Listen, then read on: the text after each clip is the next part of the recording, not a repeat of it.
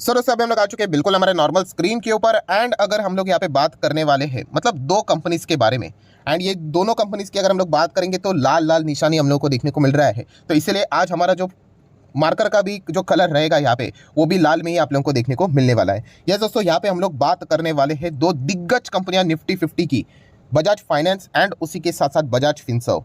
सो Bajaj finance Bajaj Finserv में जबरदस्त हम लोग को गिरावट देखने को मिली है, जो कि आप चेक कर सकते हो।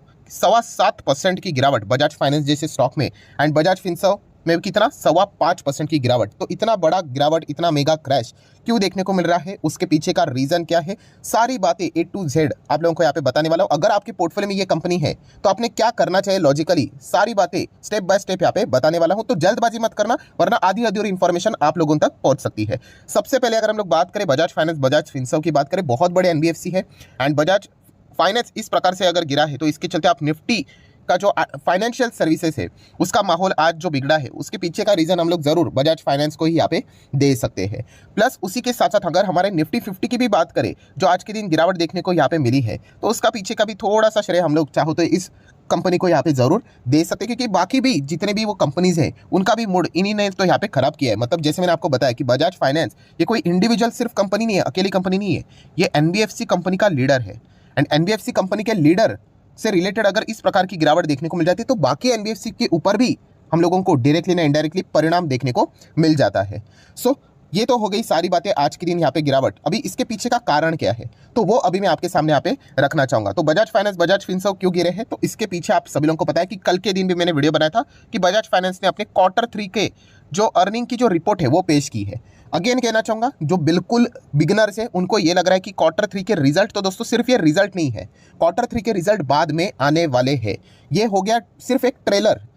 कंपनी ने 6 पॉइंट्स प्रेजेंट किए, जिसमें AUM प्रेजेंट किया, असेट अंडर मैनेजमेंट कितना वो हैंडल कर रहे हैं, फ्रेंचाइजी कितनी उनकी बड़ी है, कस्टमर कितने बड़े हैं, लोन बुक की ग्रोथ कितनी बड़ी है, ये सारा डेटा उन्होंने प्रेजेंट किया है। पूरी पिक्चर आपको बाद में ही यहाँ पे देखने को मिलेगी। मैं चेक कर लेता हूँ उसका डेट मेंशन किया है कि नहीं।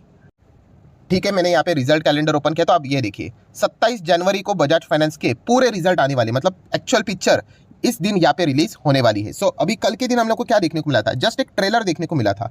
एंड वो ट्रेलर की अगर हम लोग बात करें, अगेन कहना चाहूंगा दोस्तों, स्टॉक मार्केट में हर किसी का अपना अपना ओपिनियन अलग अलग होता है।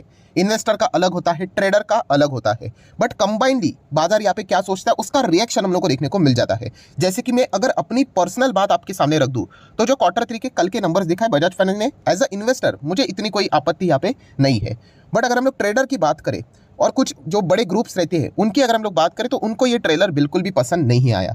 तो उस ट्रेलर में क्या फ्लॉजेस थे, मतलब ये Q3 के जो अर्निंग्स उन्होंने हाईलाइट्स दिखाए उसमें क्या प्रॉब्लम देखने को मिली है, वो मैं आपके सामने रखना चाहूंगा। क्योंकि अगर हम लोग यहाँ पे बात करें, जो बड़े बड़े ग्रुप्स हम लोग को देखने को यहाँ पे मिल रहे हैं या फिर ब्रोकर्स रहते हैं, रेटिंग एजेंसियाँ रहती है, इन्होंने बजाज फाइनेंस के ये जो Q3 के अर्निंग्स यहाँ पे सामने दिखाए उन्होंने कल के दिन, तो उसको देखने के बाद उन्होंने मतलब नेगेटिव कमेंट्री दी है, डाउनग्रेड किया है, टारगेट्स रिड्यूस किए हैं। एंड कोई छोटे छोटे नहीं, बड़े बड़े अगर हम लोग यहाँ पे बात करें ग्रुप, जैसे कि CLSC की बात करें, उन्होंने यहाँ पे बेचने की सलाह दी है, टारगेट भी 6000 तक का यहाँ पे बताया है।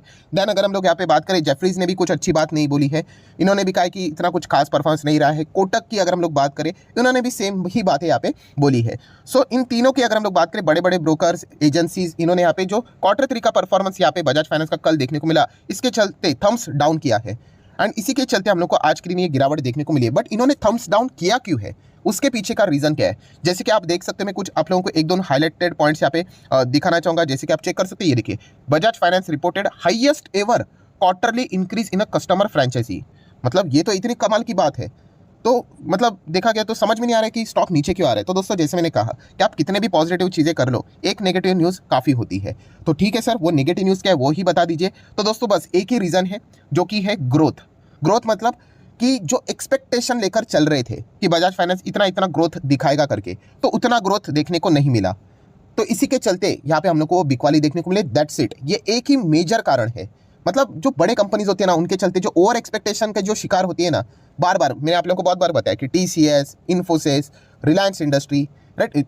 और अगर हम कल की भी बात करूँ, डीमार्ट की भी बात करें, क्या डीमार्ट के नंबर खराब थे? बिल्कुल भी नहीं। लगभग 11,300 करोड़ का रेवेन्यू दर्ज किया, बट नहीं, जो हम लोगों ने एक्सपेक्ट किया था उसके हिसाब से उन्होंने परफॉर्मेंस नहीं दिखाया। मतलब अनुमान के हिसाब से नंबर्स नहीं आए, ग्रोथ नहीं दिखी। तो इसके चलते जो एनालिस्ट है उनके सेंटिमेंट्स मतलब देखा गया तो नेगेटिव हो गए करके। एंड इसी के चलते अगर हम लोग यहाँ पे बात करें तो इन सभी जो बड़े बड़े दिग्गज जो ब्रोकर्स है, कंपनीज है, एजेंसियां हैं, उन्होंने इनको यहाँ पे डाउनग्रेड कर दिया है। सो इसी के चलते ये गिरावट देखने को मिली है। तो इसलिए कहता हूँ दोस्तों कि गिरावट के पीछे का रीज़न आपको पता होना चाहिए। मतलब अगर आपको ये लग रहा है कि कोई फ्रॉड हो गया, कोई गड़बड़ हो गया, बिल्कुल भी नहीं, ऐसी कुछ भी बात यहाँ पे नहीं है। अगर मैंने इससे रिलेटेड भी मैंने आप लोगों को मल्टीपल टाइम्स आसान भाषा में समझाने के लिए हमेशा एग्जाम्पल दिया है। कौन सा एग्जाम्पल? सबसे बेस्ट एग्जाम्पल होता है क्रिकेट का। कोई भी एक प्लेयर पकड़ लेना, कौन से प्लेयर को पकड़ लेते, चलो विराट कोहली को ही बात कर लेते हैं। अभी विराट कोहली ने मान लीजिए किसी मैच में सेंचुरी लगा दी 100, उसके बाद विराट कोहली ने मान लीजिए 150 स्कोर किया। अच्छा परफॉर्मेंस किया कि नहीं? 100 का 150 हुआ, बहुत अच्छा किया।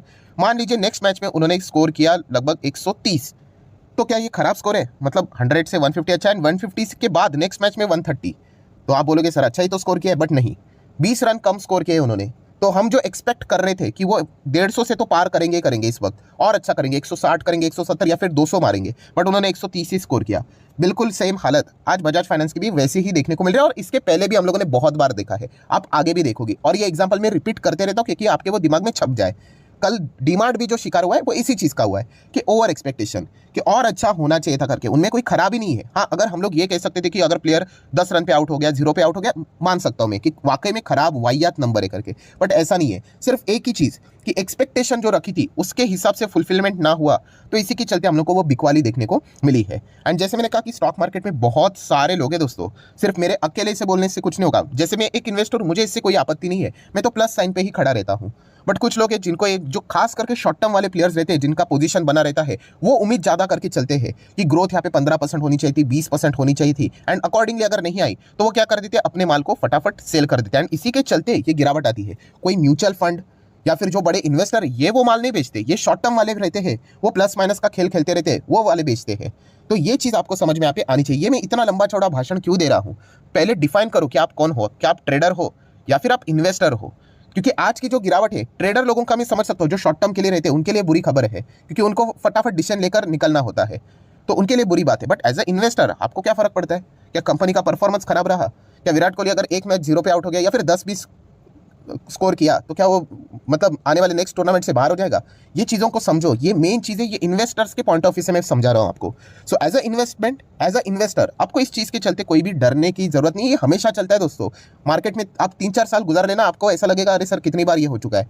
तो इसलिए बिल्कुल भी इसके चलते डरने की जरूरत नहीं। हाँ, डर कब होता कि कंपनी का बिजनेस खराब हो रहा है। बिजनेस मतलब कंपनी अपने कस्टमर लूज कर रही है, जो कंपनी का जो लोन है वो मतलब पहले ग्रोथ अच्छा था बट अभी नीचे डाउनग्रेड हो रहा है, तो मैं समझ सकता हूँ। सिर्फ यहाँ पे जो एक्सपेक्टेशन था 150 स्कोर किया, अभी 160 करना चाहिए था, बट नहीं 130 किया, इसीलिए वो खराब हो गया, तो ये कोई रीजन नहीं होता, कोई इसको टीम से बाहर नहीं निकालता। वैसे इसी चीज़ के चलते आपने किसी ऐसे स्टॉक को पोर्टफोलियो में से भी बाहर निकालना नहीं होता है। सो ये पॉइंट आपको समझ में आना चाहिए। तो ठीक है सर, बजाज फाइनेंस का तो समझ में आया, तो बजाज फिनसर्व की अगर हम लोग बात करें, इसको कोई तोड़ा, तो ऑब्वियसली आपको पता ही है कि बजाज फाइनेंस का एक्चुअल में बाप कौन है। मतलब शेयर होल्डिंग पैटर्न में अगर आप प्रमोटर में जाओगे तो आपको पता ही है कि बजाज फिनसर्व ही बजाज फाइनेंस के 52% शेयर्स होल्ड करता है, जो कि इसकी होल्डिंग कंपनी है। सो बजाज फाइनेंस की पिटाई होगी तो मुफ्त में बजाज फिनसर्व की भी पिटाई होती है। And same way Bajaj finance में कभी धमाका होगा तो बजाज फिनसर्व भी वो एंजॉय करता है। सो इसीलिए ये दो स्टॉक्स में हम लोग को आज के दिन अच्छा खासा पिटाई देखने को यहाँ पे मिला है। इसके चलते एज अ इन्वेस्टर आपको कोई भी डरने की जरूरत नहीं है। मतलब बोलते हैं ना कि आप चाहो तो एग्जिट ले लो, वो आपका अधिकार है, बट सिर्फ डर के चलते एग्जिट ले लेना, आज गिरा इसलिए एग्जिट ले लेना, ये सही बात नहीं है। क्योंकि इसके चलते अगर हम लोग बात करें तो कोई कंपनी का बिजनेस खराब नहीं हुआ है। हाँ, सिर्फ उम्मीद जो कर रहे थे कुछ प्लेयर्स, बड़े प्लेयर्स, उसके हिसाब से वो परफॉर्मेंस नहीं आया। जो मैंने विराट कोहली का एग्जांपल इसलिए दिया है क्योंकि आपके वो दिमाग में वो चीज़ें छप जाए करके। सो आशा करता हूँ जितने भी इंपॉर्टेंट पॉइंट्स थे आसानी एक्सप्लेनेशन के साथ मैंने आप लोगों को यहाँ पे समझा दी है, तो आपका पैनिक भी कम हो गया होगा। एंड एग्जैक्टली क्या सिनेरियो बना है वो भी मैंने आप लोगों के सामने यहाँ पे रखा है। एज अ इन्वेस्टर बिल्कुल भी डरने की जरूरत नहीं है, बट ऑब्वियसली पैसा आपका है तो डिसीजन भी फाइनल आप ही का होना चाहिए। सो आशा करता हूँ वीडियो हेल्पफुल लगा होगा, तो चाहो तो इसको लाइक एंड शेयर कर सकते हो। एंड